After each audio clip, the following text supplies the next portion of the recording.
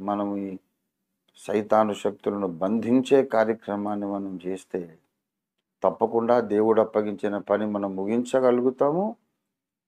పౌలు భక్తునిలాగా ఒకనాటికి మనం సాక్ష్యం ఇవ్వగలుగుతాం. మంచి పోరాటము పోరాడి తిని నా పరుగును తుదముట్టించి తిని, దేవునికి స్తోత్రం కలుగును గాక. ఆ దినం మనందరి జీవితాల్లో రావాలి.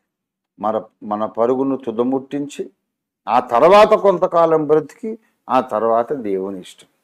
ఇవాళ మనం బలమైన విశ్వాసంతో, పట్టుదలతో, పౌరుషంతో మనం ప్రార్థన చేద్దాం. ఎన్ని గుండెలు వాడికి అంత్యకాలములో అన్నిటికీ కుదురుబాటు కాలాలు తేవడానికి దేవుడు నియమించిన దైవజనుడిని, అతనికి దేవుడిచ్చిన సహదాసులను వాడు అటాక్ చేస్తాడు. వాడికి ఎన్ని గుండెలు.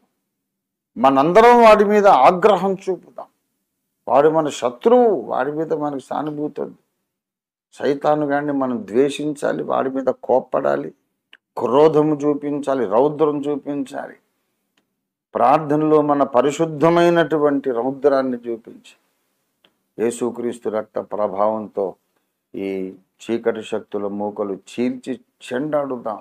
మహాయుద్ధం చేద్దాం. అబ్రహాం ఒక్కడు బయలుదేరాడు. 3 రాజుల సైన్యాలను తరిమి కొట్టాడు, రాజులను సంహారం చేశాడు. అబ్రహాము నీతికి వారసులమే కాదు, అబ్రహాము పౌరుషానికి, ధైర్యానికి కూడా మనం వారసులంగా ఉందాం. రండి, మనం యుద్ధానికి బయలువెళదాం. కనిపించని శత్రువులతో దేవుడిచ్చిన ఆత్మ ఖడ్గం ద్వారా మనం యుద్ధం చేద్దాం. ప్రియులారా, రండి రండి. ఇది ప్రార్థనా సమయం, ప్రార్థనా పోరాట సమయం.